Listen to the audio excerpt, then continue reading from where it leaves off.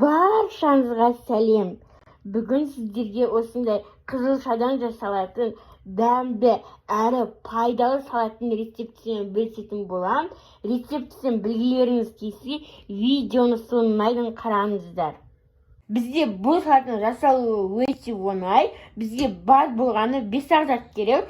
Бізде керек заттар қызылша, алма, жаңғақ, анар және де мейіз керек болады. Бұл салат өте оңай әрі дәруменге толы пайдалы салат болады.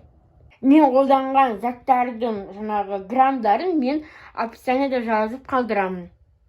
Біз ең алдымен алмаларымызды кубиктап турап аламыз, 4 кубиктап.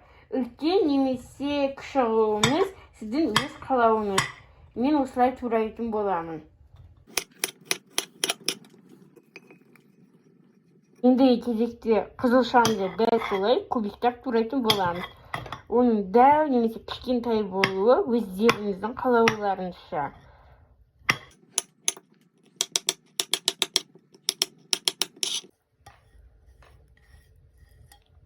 Енді кезекте жаңғақтарымызды аздап майдалап жібереміз. Кезекте мейіз бен анарды салатын боламыз. Біздің салатымыз дайын болып қалды. Енді біз бұны жай ғана осылай араластырып, зәйтүн майымен осылай жесек те болады. Немесе майонез, немесе қаймақ, немесе үй жағдайында жасалған майонезді қосып та жеуге болады. Мен бүгін майонез қосатын боламын.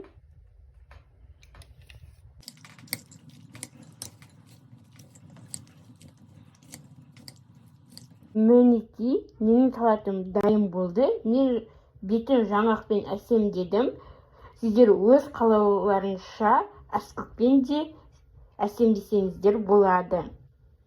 Бұл өте пайдалы әрі дәмді салат болып шығады.